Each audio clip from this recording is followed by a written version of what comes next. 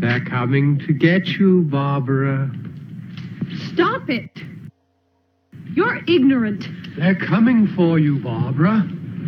Stop it! You're acting like a child. They're coming for you. Look, there comes one of them now.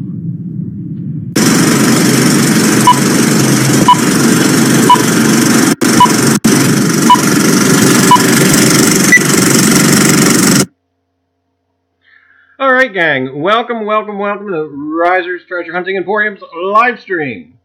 Hey, numismatic Mellyman 24. How are you? Al, there you are. Joe Butch. Hiya.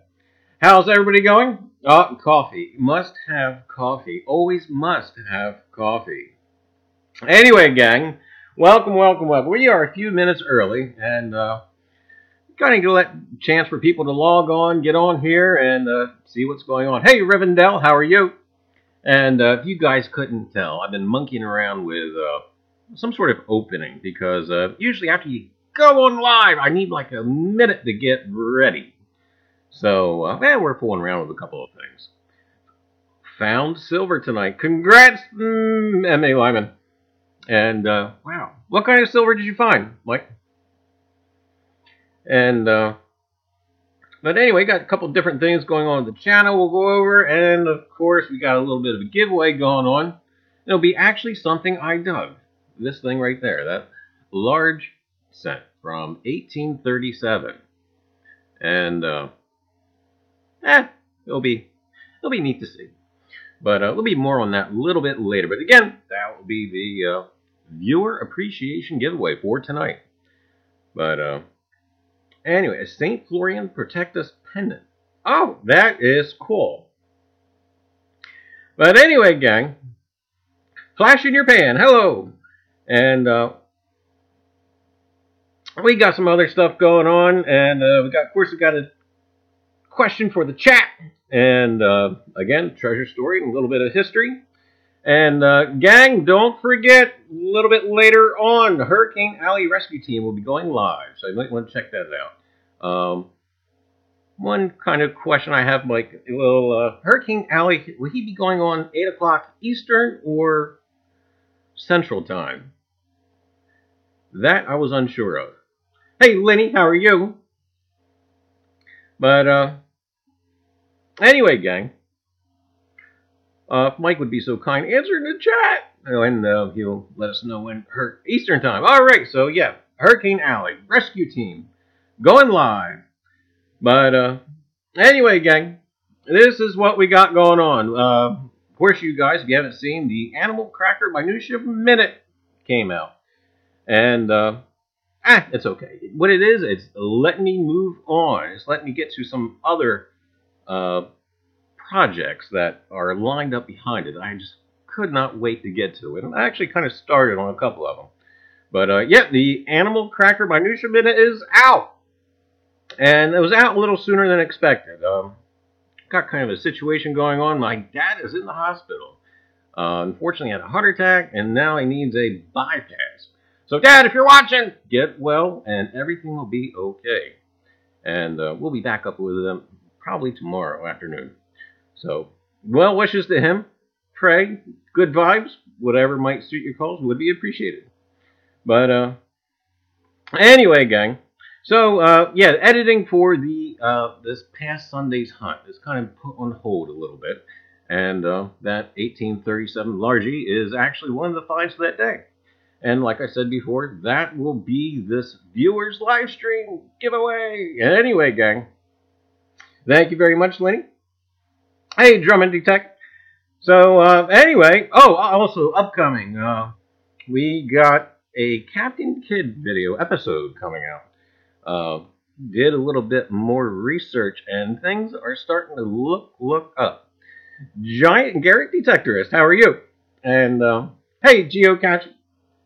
But yeah, we got some stuff going on. Also, too, hey, the Real giveaway, the thing that streams at the bottom there, will be ending soon. I guess what the 30th is what the end of this week, I believe. Friday the 30th. I don't know. Gotta check the calendar. Anyway, but yeah, that's kind of what's going on. That Captain Kidd episode is actually quite an eye opener for you history buffs out there, and I just love it when folklore and history line up. It just kind of re-supports some of the older stories that you hear that aren't really necessarily backed by history. But then once you get them backed by history, then they become something else. And like I said, that it's actually kind of neat. But anyway, gang, weather for us hasn't been too bad. Like I said, we got out Sunday, and it actually snowed a little bit out in the fields. We were out in some farm fields, and it was kind of back and forth. It would start to snow, and then quit, which was okay. And then it would happen again, and so you can't really call it flurries because it would snow for like 2 minutes, and you were starting to think, oh, maybe we should go. Then it would stop, and I was like, oh, let's keep on going. And of course, good thing we kept on going. And my buddy MC, he probably has a wonderful find. And I'll probably be sharing that with you in an upcoming either live stream or in the video. I'm not sure yet because we're still kind of researching it. It may be a coin weight or something of that nature, but it's got the crown stamped on it. It's got 2 Roman numeral X's on it. It's just intriguing. Hey, North Jersey detector. So anyway, gang, that's some stuff that's going on, and right now I'm not really making too many plans for this weekend until we really know what's going on with Dad, and we find out what's going on. And if he's on the road to recovery, then we might get out. It all depends, because I've got to take care of that treasure first. Hey, who's your hillbilly? How are you? You little lemon eater, you. But anyway, gang, that's what we got going on. So anyway, yeah, you ready, guys? You ready? Got a chat question for you. Now, this one's a tricky one, and it has no monetary value to it at all. You ready? What is your favorite find? And again, like I say, it doesn't have to be monetary. Because my favorite find is definitely not monetary. My favorite find happens to be, and it's actually quite modern, happens to be a 1945 Walking Liberty. And it's actually not in all best shape. It was actually a wonderful day detecting, and that's probably what makes it my favorite. Not to mention the silver thing is kind of cool too. Anyway, I'd like to see what you guys. What is your favorite find? I see. Oh, Al is 1853 Trime. What a great find, and that's not an easy find either. You've got to be a dandy of a detectors because that sucker is small and really easy to miss. A wedding ring from Mike. All right. And then we got another Trime, an 1852 Trime by Drum and Detect. That is wonderful. But like I say, sometimes your favorite find isn't necessarily your most valuable. And actually, you can see that from the chat. An 1868 halfpenny. But if I remember right, Giant Garrett detectors, you are from the UK, correct? Because I think we stopped our halfpennies in the 1856 or 7. But Joe Butch as 1786 to Real. That's a great find. Reals are always a great find. I don't know why. They aren't, again, they're not very valuable per se, but they are really cool to dig out of the ground. But anyway, gang, that there was the chat question, and hello to everybody who's coming in, and for those of you who are coming in late, you missed it. We were talking to Scarlett Johansson about what she likes to wear as far as footwear, why she's out detecting. But you missed it. Anyway, gang.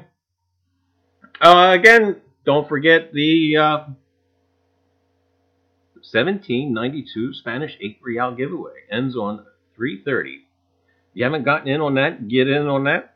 And 8 o'clock, Hurricane Alley Rescue Team will be going live. So don't want to miss that either. Anyway, there's been some treasure stuff in the news. It seems like some folks in the Netherlands have dug up a pot of gold in a construction site. And if you guys haven't seen that, that was some kind of find. And other than that, news has been rather quiet about treasure. They've been too preoccupied about other nonsense. Because, me, I'd rather see some treasure and not necessarily current events anymore. I'm more interested in not so current events, like, from a couple hundred years ago. But anyway, gang, 1700 King William III. Alright. Another one has age 1037 Chinese 2 cash coin. I think that's young. Anyway, gang, tonight's treasure story and history. I watch other channels and YouTube channels, that is. And I get fascinated whenever I see other people exploring old wells and whatnot. I mean, we've seen Aqua Chigger do it, and we've seen Nugget doing. But whenever they go monkeying around an old well, I just get to thinking, and it intrigues me, really. And it kind of puts me thinking about our local area. And because along some of the waterways in New Jersey, the British, during the American Revolution, were known to go on foraging expeditions. And these foraging expeditions usually consisted of sending a skiff ashore with about 10 to 15 soldiers, and they would seek out supplies. Now, if the farmers, if they were sympathetic to the British, the Tory farmer would sometimes have been paid for whatever the British took. However, if the farmer wasn't sympathetic, why, they were more to the less plundered and weren't compensated and basically stole. But, and by the way, this is not to be offensive at all to my British friends now, because this is all history. It's long in the past. But times were different then, and that's what it was. Anyway, one such recorded instance involves one of our local waterways, a river, here in southern New Jersey. Now, what is unique in this story, the basic premise of it can be applied to numerous instances up and down the eastern seaboard, or even applied to a different war, the Civil War, and thus non-coastal areas. Anyway, back to the story. River, southern New Jersey. And along this particular river, during the American Revolution, were stationed a couple of sentries. The duties of the sentries was to alert the upriver town of if the British were seen coming upriver.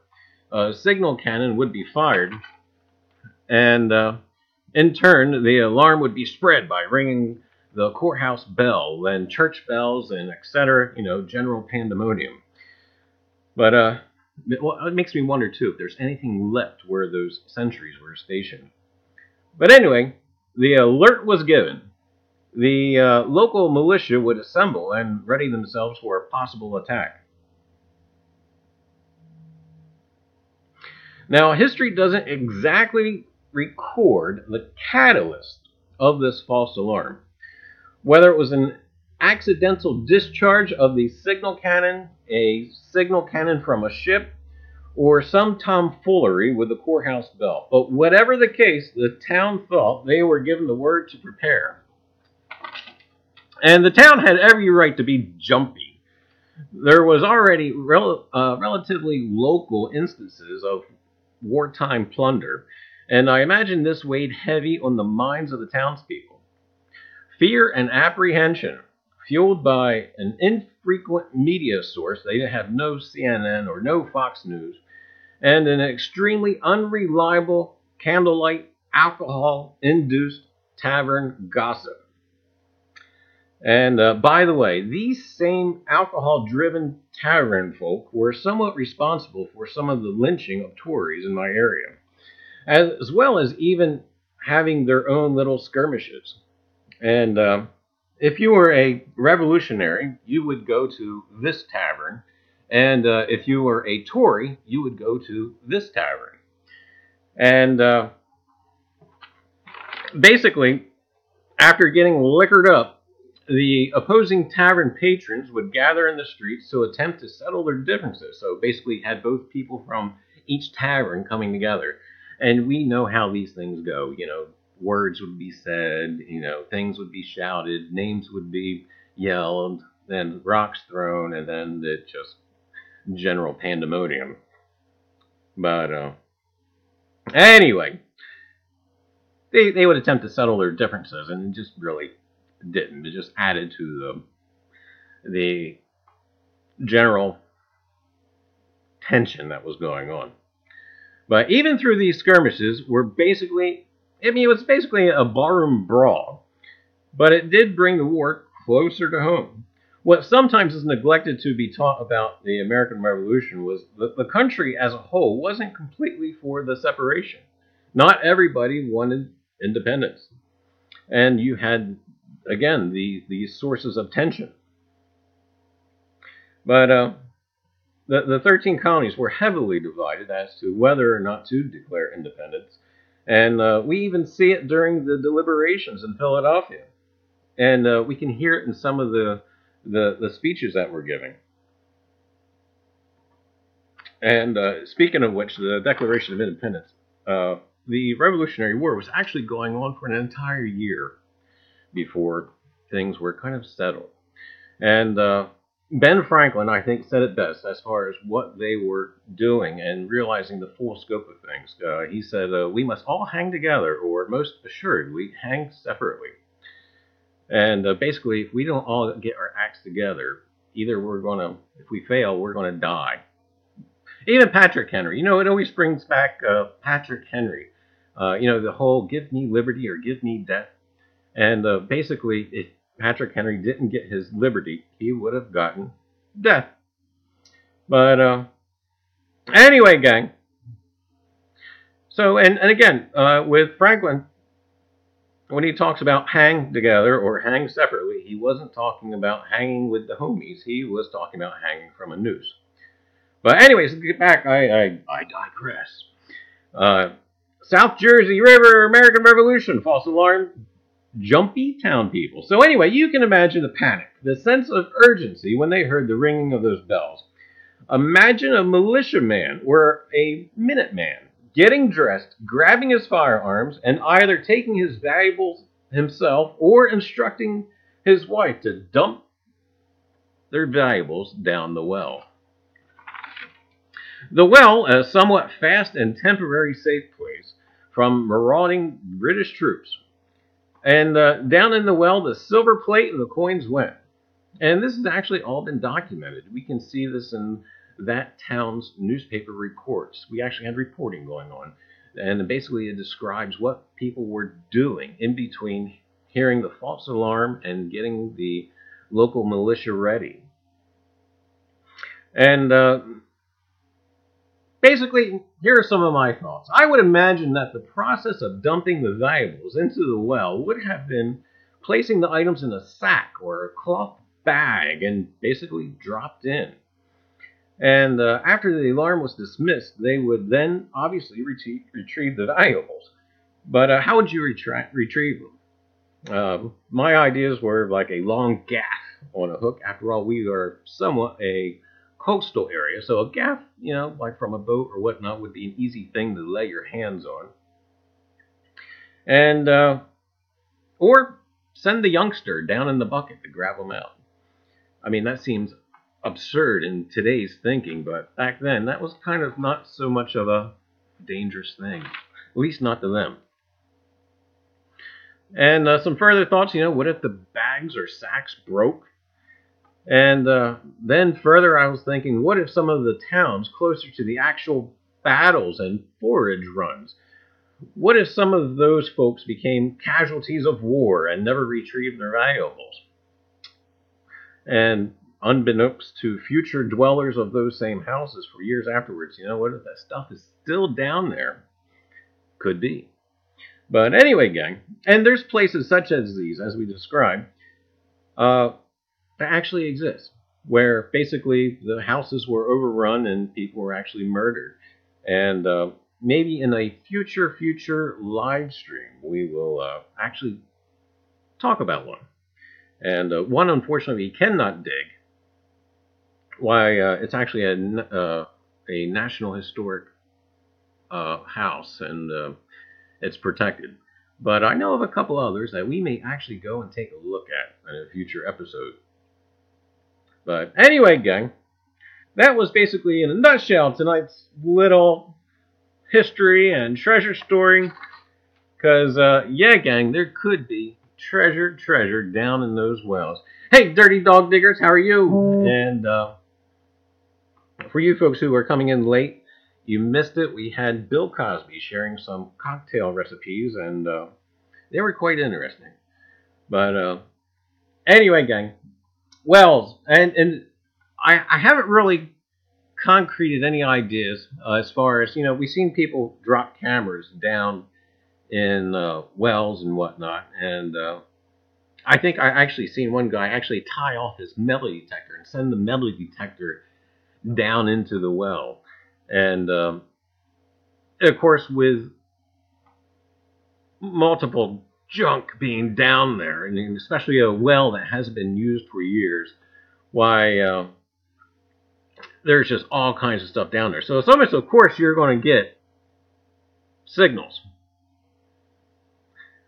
But anyway, gang, my thing is how to get down there. Now, at my age, I am far too old to go climbing down a well. And if any of that stuff was magnetic, that would be wonderful. But unfortunately, those sacks or bags have long disintegrated. Hold my feet. I'm going in. Okay. I'll hold your feet, Mike. But like I say, I'm far too old to. Yeah. And I don't know if you guys seen it. Oh boy, I think it was episode 26. I was actually along one of our coastal areas and was actually looking at a well, and I don't know, it was tempting to send a camera down. I never did, but that would actually fit one of, a scenario like the story we just heard. But I just, I don't know. I just don't, even the idea of trying to get down there and trying to dig and because again, there's going to be a foot or two or better of silt and other kind of debris before you would actually get down far enough. But there's got to be a way. Anyway, gang,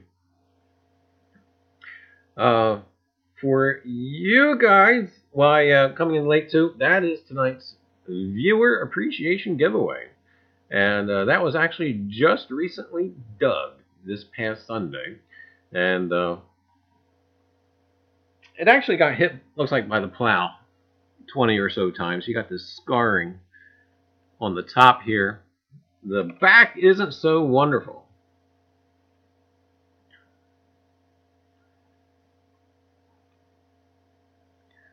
I mean, you can still make out the reef. You can barely make out the 1 cent. The United States of America is still actually there. It can actually deal with being cleaned up just a little bit more. This is a Q-tipped clean only.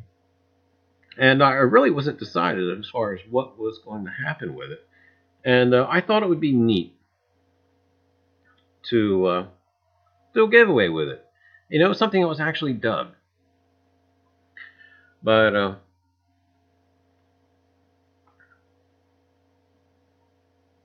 again, I was hoping to get that video out before we did this, and life sometimes gets in the way. Hey, Discover E, how are you? And what did the Mark E ones mean again? You mean the counter stamped or the it's escaping me. Counter-stamped or the other one. I'll have to dig out the book again. Counter-stamped or... Oh, it escapes me right now, Mike. See, that's what happens when you get old. Yeah, counter-stamped and there was something else. I actually dug a couple last year. And basically what they were a farmer's name. And basically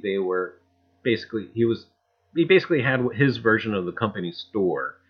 And you turned in the coins that had his name stamped on it for different products and whatnot. But they're out there. I like them. There's actually a collector's market for them now.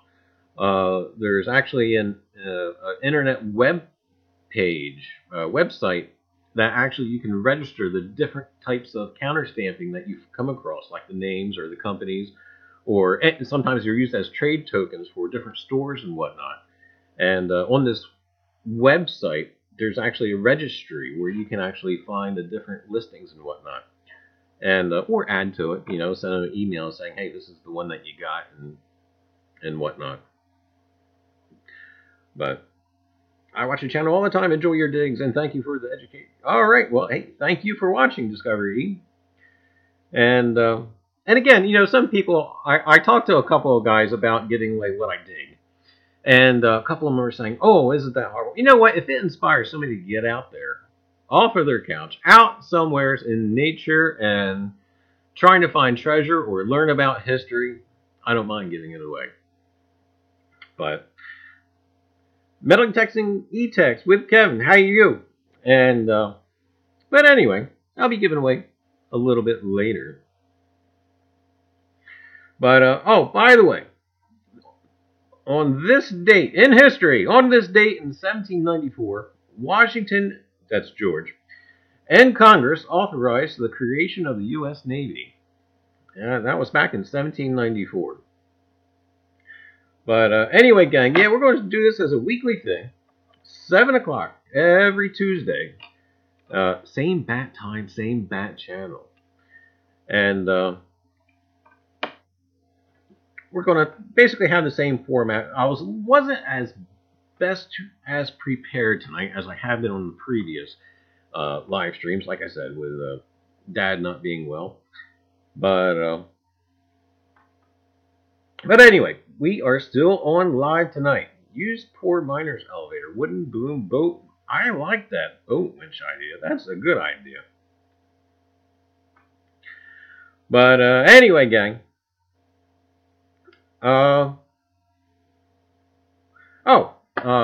Something else that's going on. I don't know if you guys would be interested or not. Oh, this might be a commercial. Look out.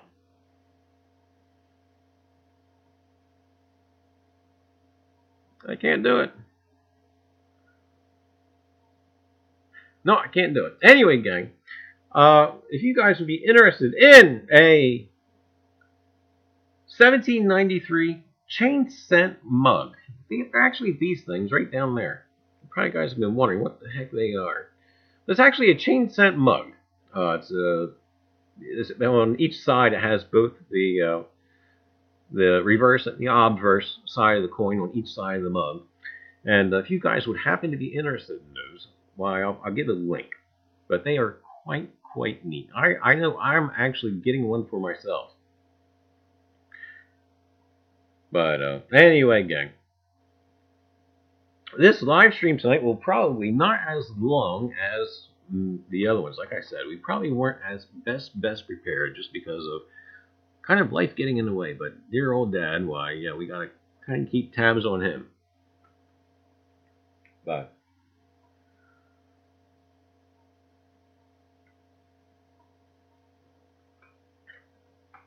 anyway, gang. All right, well, that's great. And like I said, that was an idea I kind of was toying around with and was monkeying around. And I did all the, I don't want to say the artwork, but Sandy did the rest. Oh, Sandy is not with us tonight. She actually had to work. But she will be back with us next Tuesday.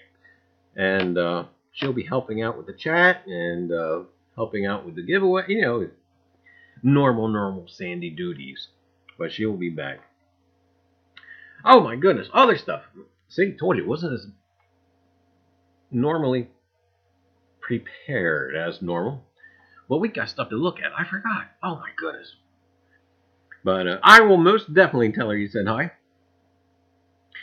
And let's see, is the mug link in your previous episodes? If so, I missed it. Nope, but it'll be in this one. If it's not already in the description thing down below, it will be, or I'll at least put it in the comments after the live stream. But yeah, gang, I forgot we had stuff to look at, and we're gonna move that out of the way for a second. And last week's live stream, where we had the chat for the question, what you guys like to carry around for good luck or for whatnot. You know, some people were talking about different things they carry. You know, some people wear necklaces over. That's actually what I keep in my wallet. And that's a 1910 Barber quarter. And it's actually not in too bad a shape, especially being dug. And if this came out of the farm field, there would be no way it'd be in this good of shape. This actually came from the woods. But anyway, gang, like I said, this happens to be what I happen to carry around in my wallet, you know, for that good luck type of thing, you know, good luck charm, whatnot. And yeah, it usually stays in my wallet.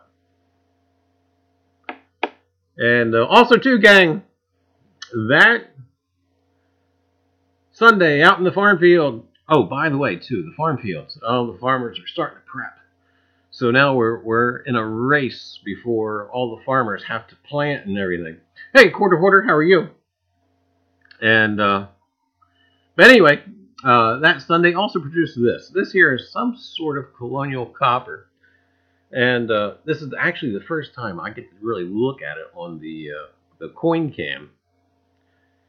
And it's all it's what is, you know, the technical term for this would be burnt.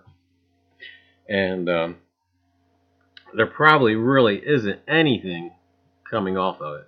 When it first came out of the ground, I thought I was seeing something of a little bit of a shield that would make it like a Jersey copper. But after just doing a little light cleaning on it, it's just burnt. It's basically what it is. It was not deep at all, so it wasn't very protected. It was just completely, again, I say, burnt. But one interesting button came out, and I don't know if you guys have caught on or not, but I love buttons. And this here is a round button. It's conical. But this is an early two-piecer. And I'm actually going to start getting the research about the buttons. And hey, Dig606, how are you? And I'm actually going to do a little bit of research on this button. Like I say, it's conical, it's a two-piecer, but I don't think it's all that new, or in colonial standpoints anyway. Because take a look at the back.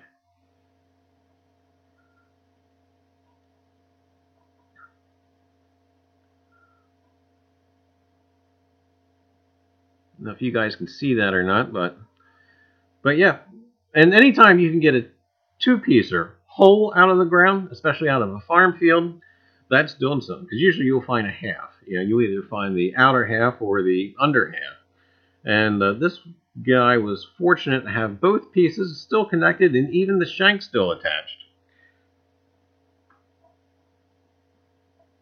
Rivendell, probably my imagination, but it looks like the shadow of a horse's head. I would love to have a horse head on that copper.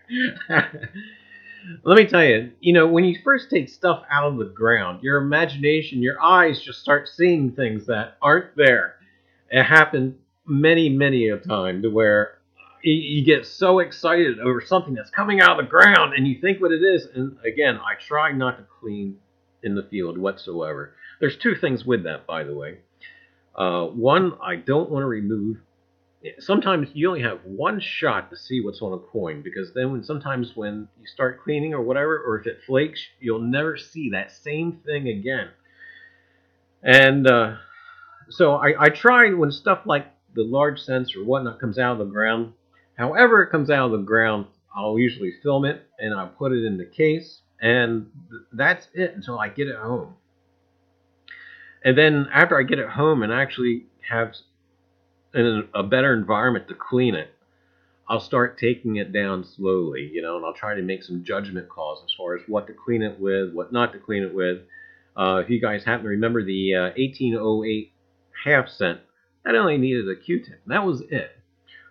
Some guys will use Q-tips. I will use a Q-tip, but I will try not to at all costs, because basically you're scratching the ever-living crap out of that coin. But again, that's better than some of the other options. But again, you know what? It's your coin. You do what you think is best for it. It will not be me who will be telling you do or don't do that. But because it's a learning process. And I think everybody has to learn for themselves as far as what to do or what not to do. Because we all live in different environments. We have people from all over the world on here. Like you people in the Midwest, you don't have to deal with salt water. But us, on the other hand, oh yeah, we get corroded and all kinds of. Speaking of corrosion, and again, this was a judgment call. This large cent here, which will not be given away, because this was actually a very good time metal detecting. This here has been actually treated with olive oil. And basically what got me to use olive oil on it, or actually soak it, I wish I could show you a before picture. You may actually have seen a before picture in an earlier episode. But it was crusted over. It was corroded over. Unless you knew the size, you could not tell it was a large cent at all. There was, like I say, it was corroded over. And so this soaked in the olive oil for about 2 or 3 days. And after the second day, I took it out and actually gave it kind of a little wipe down. And still had some little bit of corrosion on it, so I let it go for another day. And actually now, instead of looking at a crusted over coin, we actually have detail. And again, you have to make that determination call, because not all coins come out the same. And sometimes if you had minimal detail on this coin, even if it was crusted over, I probably wouldn't touch it, because sometimes when you start cleaning it, you're going to lose everything. And only with some of my buddies do I actually give recommendations to as far as what to do or what not to do. And but again, like I say, it's a learning process, because yeah, you just don't want to wind up after you clean a coin with something like that, because then it's just a copper disc. Because I've actually seen people have clean coins who had something, and then actually took it down to nothing. And that's not fun. That's not enjoyable to have. But anyway, gang. So my little, and I'll probably just leave this alone now. The 1830 largie, why, it's pretty much going to stay pretty much just in this shape, this condition. Because, again, if you overclean and you take it too far, you can't get it back.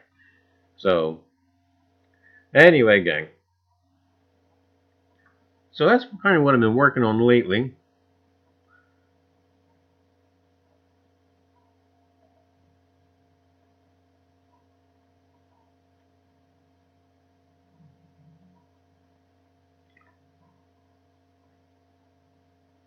And I'll put this back up here. Oh, that's something too. So there's our giveaway largie again for the live stream. See you later, 606. And you ready for confession time? Oh yeah. That is actually the first largie for 2018. And I can find silver, I can find half cents, I can find colonial coins, but I ran a dry spell for the first 3 months of this year. I have no idea why or how that happened. Even my buddy who I go with, he was pulling out large cents. I couldn't pull a large cent to save my life there for a while. But now we got one.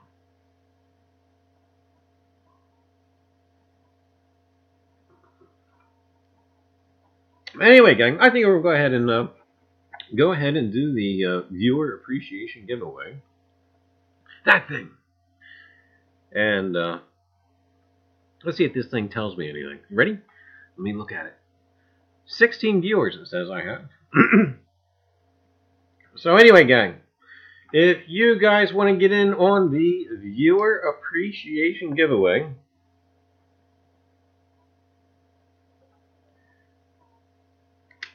we're going to do either the number closest to or somebody who pegs it.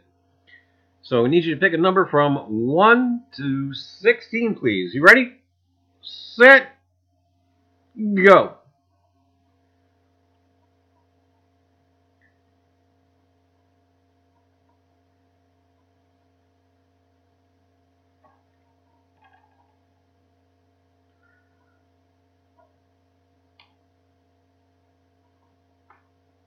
All right, guys, you can stop.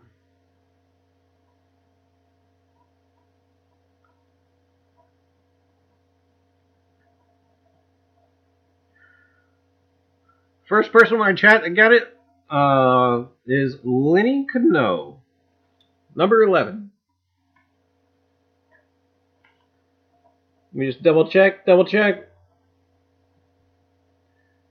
Yep, the first person that got it was Lenny Cano with number 11. Oh, wow, Rivendell, you are right beneath her.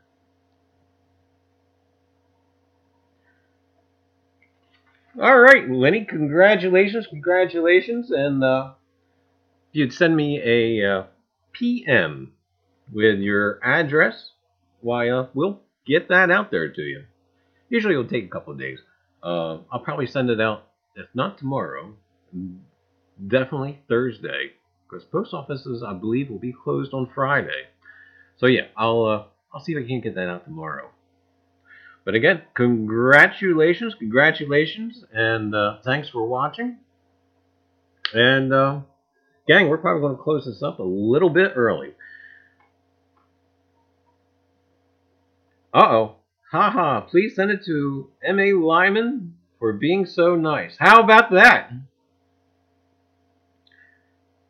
You guys are great. You know that's one thing about the metal detecting community.